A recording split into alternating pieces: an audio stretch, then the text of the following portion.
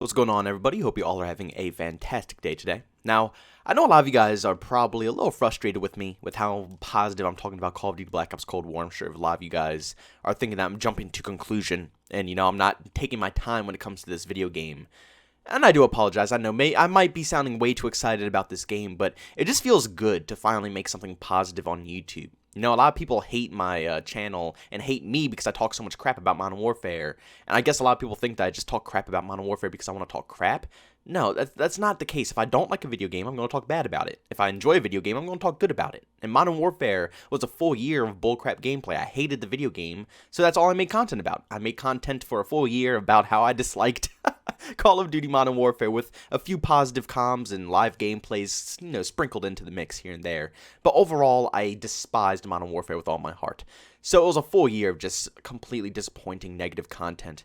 It feels good to finally be able to be happy about a Call of Duty game and post something happy as well. It just feels nice. So I'm sorry that, I might be jumping to conclusion. But today I want to talk about Black Ops Cold War once again. And I'm going to be talking about why I personally think that Black Ops Cold War looks so bad graphically. Once again, I'm not doing a negative commentary here. I would consider this a positive commentary. I'm not going to be talking about why it's bad. I'm going to be giving you guys my opinion on why I think Treyarch did this intentionally for better quality when it comes to Call of Duty Black Ops Cold War.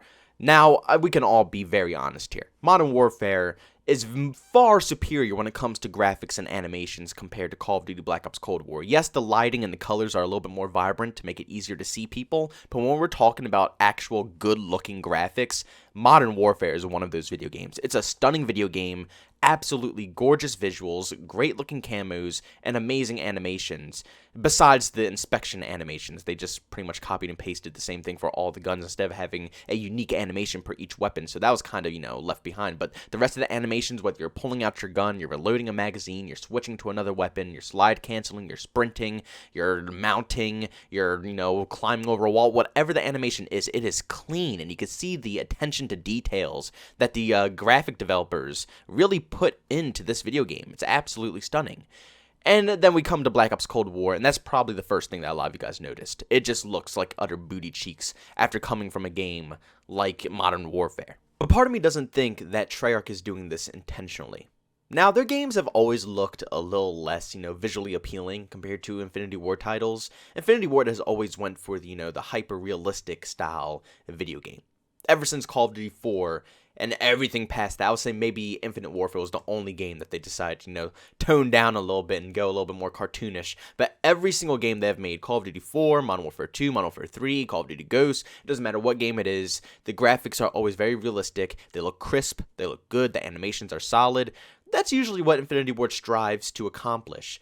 But Treyarch always goes for gameplay. Gameplay is Treyarch's number one goal. It doesn't matter anything else that could go on. Gameplay is their main thing. Now, there's a few things that I really thought of that caused the graphics to look this bad in Call of Duty Black Ops Cold War. Number one is that they were too busy focused on the gameplay, like you guys already know from the rumors. Now, of course, the rumors were never confirmed or anything like that, but apparently Sledgehammer Games was the ones that were in charge of Call of Duty Black Ops Cold War, but they got cut. Treyarch had to come in late, and they had to be put into this process, and they're very, very, very short on time to make this game. So what I'm assuming is that they just spent less time worrying about the graphics, the animations, and stuff like that, because let's be honest here, the animations are so subpar. They're very basic. It looks like they literally put no effort into them. So honestly, in my personal opinion, I feel like they might have just not had enough time to worry about the graphics, and they put all of their focus and effort into the gameplay, because at the end of the day, the developers knew that it doesn't matter how good the graphics are in your video game, and I'm glad they know this. I think they know this at least. But it doesn't matter how good the graphics are. If the gameplay is bad, it's a bad game. Like I said, take Modern Warfare, for example. I absolutely despise that game. The graphics are absolutely outstanding, gorgeous, stunning, animations perfect, but the gameplay wasn't there. So at the end of the day, yeah, it's visually appealing, but is it playable? No. But if the game is playable, it doesn't matter if the graphics look amazing, if they look bad, it really doesn't matter. As long as you can play the video game and have a good time, that's what truly counts. So the first thing, like I just said, that I thought of is that Treyarch just didn't have enough time. The second thing that I thought of is that they potentially did this on purpose for the performance of this video game. Now, for those who know, Modern Warfare, like I said, even though it was visually appealing, it was a hard game to run, especially for me, and I know a lot of other people struggled. I know some consoles struggled. It's not a very easy game to run with the large-scale maps, the really, beefed-up graphics, the game almost being 300 plus gigabytes to hold. It's a very rough game to run. Now, what I think is that if they're going to go ahead and downgrade this game visually, this might be able to, one, reduce the amount of memory that it's going to take to store this video game, so hopefully we don't see another 300 plus gigabyte update, and also, two, the frames are going to be outstanding on this game. Like I said, the game can be extremely visually appealing, but if it doesn't play good, I don't want to play it. No, I could play a game that looks outstanding, but if I'm playing on like 10 to 20 frames a second, I'm just going to get off. I'm selling the game. I'm not going to play it. So my second point, I do feel very strongly that Treyarch does want the gameplay to be very solid this year. They want this game to run well, they want it to perform well, they want people to be able to enjoy it, no stutters, no lag, no anything that's going to ruin the experience. And that's going to work if they downgrade the graphics. Look at a game like Valorant. You know, I pretty much know anybody can pick up Valorant and play it. You don't even need a top-end PC. You don't have to drop $3,000+ to play Valorant. You can have a little basic laptop that you probably spent less than $500 on, and it can run Valorant perfectly. You see what I'm saying? Having low graphics allows more people to be able to play your game. And that's going to lead into my third point, with how I believe that they are trying to make sure that they can make it for past-gen consoles and also the next-gen consoles. For those who don't know, Call of Duty Black Ops Cold War is going to be releasing on the current-gen consoles that we're playing on right now, which is the PlayStation 4 and Xbox One, and they're also going to be playing on the next-gen consoles, whether you're playing on the next PlayStation or the next Xbox. The game is going to be transported over to that system as well. Now, in order to make sure that this game runs properly for both low-end consoles and the next very high-end consoles, they need to make sure that this game is going to run properly. And this is also going to connect it into my second point where I said that they're doing this for better performance, higher frames, and stuff like that. They want to make sure that the people who are on current gen, or I guess I should start saying last gen consoles, can still compete and still have the best performance they possibly can instead of them running on like 20 frames and then the people on the next console have like 80 frames. It's not a fair experience, so they're probably trying to make it even across the board. You know, if this is going to be the next game after Cold War, they're probably not going to release the next Call of Duty game on the previous consoles. They're probably going to stick solely to the next gen consoles. But since this game is coming out during a time where it's going to release first on the current gen consoles, and then later on in the season, the next gen console will finally release it, and then they release it for that.